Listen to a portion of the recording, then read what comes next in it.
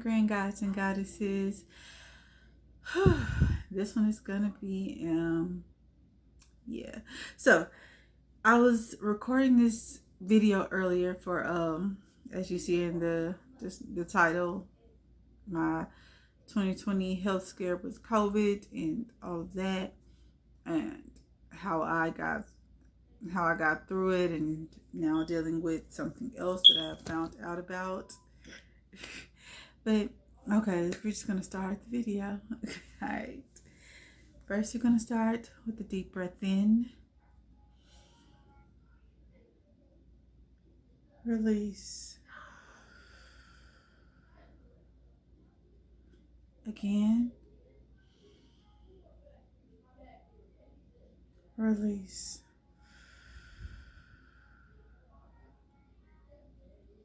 Okay, if you hear noise in the background, of course, you know I have a son, but my nieces and nephew are here also. So we have 4 kids.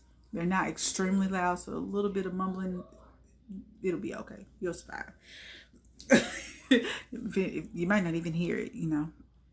But I have, if I look down, it's because I have my notes right here, and it's just me, so I don't mix up my dates of when I went to the doctor, when I seen this specialist, and what have you. So I will say this: I started feeling sick the second week of October, where I actually had these very noticeable symptoms. I'm talking fever, body aches. So fever, body aches, shortness of breath, chills, things like that. I seriously thought that I was going through a detox flu. I had just did a 30-day fruit fast. You know, it's very common for our bodies to go through a detox flu after doing a detox. After I entered into that second and going into that third week, I was like, okay, this is definitely not detox flu. This does not last this long. Something is seriously wrong. So let's see. I went to the ER on October 26th. That's when the chest pain. Oh, the chest pain was freaking horrible. And I did lose my sense of smell. So a lot of people are saying, you need to get tested for COVID and, you know, all of that. Of course, we're in a pandemic. So, of course, I was mentally prepared. They're going to shove some up my nose. Oh, my gosh, you guys, that's for a whole nother video. No, we're going to talk about it in this video. That is just torture. But so yes, I did go to the ER. I was miserable. A friend actually had to drive me, and they did swab me. Mind you, my symptoms at this time, I didn't have the lost sense of smell. It came back and everything like that, but I still had the low grade fever and the shortness of breath, the chest pains, the body aches, and all of that, lightheadedness, fatigue. You know, all those symptoms. And so they tested me and I was tested negative. So they sent me home. I know what you're thinking. They sent you home with chest pain and shortness of breath and all of that. On my paper is actually right next to me. That's what they diagnosed me with, was shortness of breath, and an inhaler. I wasn't about to, you didn't give shortness of breath. What do I need an inhaler for? So I was like, So, of course, I scheduled a follow-up with my primary care physician once he heard my symptoms. And due to the fact that I do have a history of heart palpitations, he said, okay, your symptoms are leaning more towards your heart. We're going to get a heart monitor on you for 2 weeks. So I went and got my heart monitor put on November 18th. I went to my primary care physician on November 3rd. Now, mind you, I know that seems very spaced out. I was freaking out at first too. Still kind of am when you hear the rest of these dates. But I guess because we're in a pandemic and all of that, it's kind of hard to get an appointment. So I saw my primary care physician on November 3rd. Now, let me add, only reason they got me in to see my primary care physician, they told me no, that they were not going to schedule me an appointment to come in and see. Sorry about the noise outside. They like to rev their engines. The only reason they scheduled my appointment is because I had to personally talk to a nurse. I was in tears at this point after they told me I could not come into the doctor because of my symptoms matched COVID. I said, ma'am, I just went to the emergency room. The emergency room is connected to my doctor's office. I said, I was tested negative. You will see it in the records. I am miserable. I told her all my symptoms. She said, and she knew. She said, oh, sweetie, we're going to get you well. We're going to schedule you. Can you come in tomorrow? I said, I can come in whenever you need me to. So, of course, I went in. So, back on track. That's when he said, of course, we're going to put a heart monitor on you. They could not get me in to get my heart monitor on and do a heart ultrasound until November 18th. Okay, I was miserable, just miserable at home until then. I mean, miserable. And so I got my heart monitor on, wore it for 2 weeks. If you know anything about heart monitor, it comes with a little device. So every time I felt a symptom, chest pain, anything like that, I logged it. I mean, I'm logging every time it happened. Everything was negative. The heart ultrasound was negative. Nothing was shown that was extreme on the heart monitor results. So on where are we? December 5th, it got bad, really bad. That is how my breathing was. I could feel it in my lungs. I couldn't sleep. Every time I tried to sleep, it was like somebody had a knife with a hot, like they stuck the knife in fire and then was just doing me like this, and I mean slowly. So I went to the actual heart hospital here in Arkansas, and that's when they ran all the tests. They ran more tests than at the previous emergency room, and they did do a COVID test again, and then I was tested positive for COVID pneumonia, bacterial pneumonia. So I was relieved to have a diagnosis. Now you're gonna get to know me. I don't like taking medicine, but at this point, I'm going on what this is December. I'm going into the 3rd month of being sick. I'm tired. I am just out of it. I took medicine. I did not feel bad about it. I started feeling relief during my 2nd week of quarantine. I was told to to quarantine for 14 days, which I did do, of course.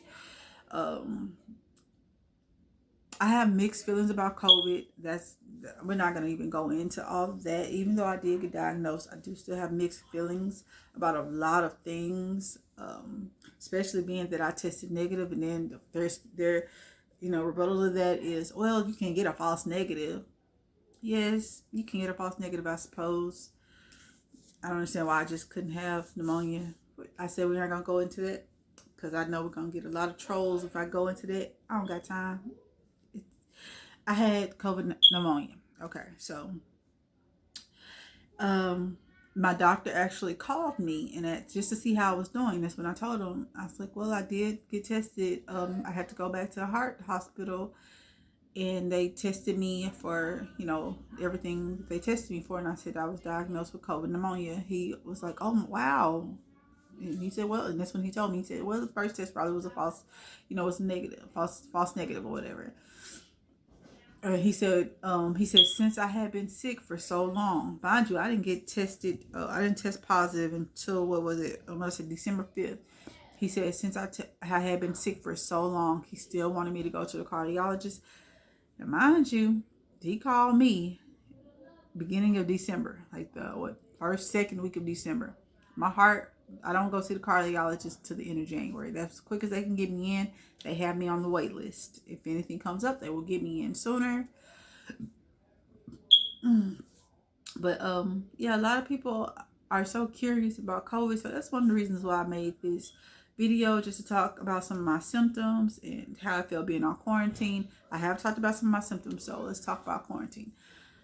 Quarantine wasn't bad for me. And I think it wasn't because it's wintertime. I cannot stand being cold. I despise it. So I'm usually, in the wintertime, I'm usually in the house anyway with my heat on 80. I know that sounds bad, but that's just what it is. So, and then I have an amazing support system. So I had my mom and friends. They would, bring me groceries and things like that. I had one friend who surprised me with popcorn and flowers, and touched my heart, because those little things like that are so important. So quarantine for me wasn't bad. I didn't get depressed during quarantine. And my quarantine also came late into the pandemic. I know it was a little harder on those who quarantined, when this first started. But I know it's different for everyone. But that was my experience with COVID. And yeah, getting a false negative, as I said, and then going weeks, getting a heart monitor placed on. I don't know if you can see it. You can see some of the bruising right there. It actually broke me out really bad. I still have sores and scabs from wearing the heart monitor. And I still have to go to a cardiologist because, like my doctor said, he think it's my heart. I actually think it's my thyroid. And if you can see, it's actually swollen. My doctor can't stand it because he knows I will self-diagnose, and I know that's horrible. But so I've already changed my diet slightly, and I feel a little better. But today was one of those days where I was extremely fatigued. I'm still dealing with symptoms from whatever else is going on with me. So 2020 health scare is starting to roll around, and I'm trying to remain my usual optimistic self. Some days are better than others. Today was one of those days where I did feel a little defeated. I had to shed those tears and let it out. I want to add this. Don't put on a fake smile if you're not okay. It's okay to not be okay. We're not going to always be on this high. Let those emotions out. As I always say, vulnerability is sexy. Just be vulnerable with the right people. Be vulnerable with yourself first and foremost. And then be vulnerable with the right people. Reach out to that person that you feel safe listen to. Reach out to me. I'm here. My email is in the description box. If you want to email me, feel free. Okay? I am a safe space. With me being a Reiki practitioner, we can say it's a session and it is completely anonymous. It's completely confidential. Nobody will ever know. But don't hold all those things in. If you just need to sit in your room and cry for a little while, you do that. Don't hold it in. Please don't hold it in. That's what I wanted to add. Another reason why I am leaning towards it, thinking it's my thyroid, and so many other people who know my symptoms now, is because I don't know if some of you remember from the previous video, or if I even said it, but I lost over 160 pounds. I went on this long weight loss journey. It's not long. I'm just talking to us, but it was a beautiful weight loss journey, and I'm gonna always be on that journey. I'm gonna always strive for health. But over the last, I want to say about a year, I have put on about 60, 70 pounds. That was rapid, especially for the way that I eat and work out. Now, mind you, we're in a pandemic. I'm not working out as much as I was. There's no way possible that I should have put on that much weight. And I know thyroid disease does run in my family.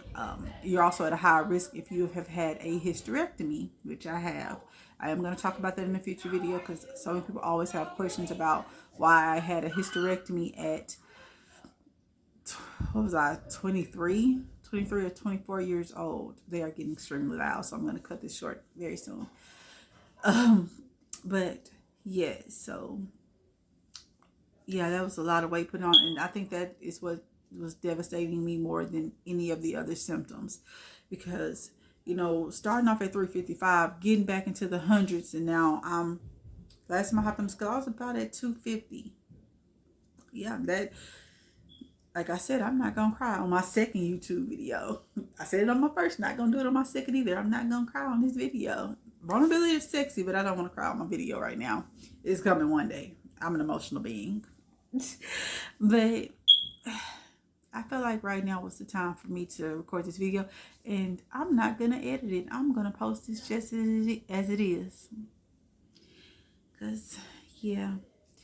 But I'm going to end it there. If you have any more questions about any more symptoms I had, because I did, I don't know if I put all of them in the video. I said the main ones, but there were a lot of symptoms. Not just with the COVID pneumonia, but also with whatever else is going on with me. I say that because I am undiagnosed still. You got to go to the cardiologist. So, yeah, I don't want this video to be longer than 20 minutes, and we're hitting 15. So, as always, love and light. Remember to breathe. Love you.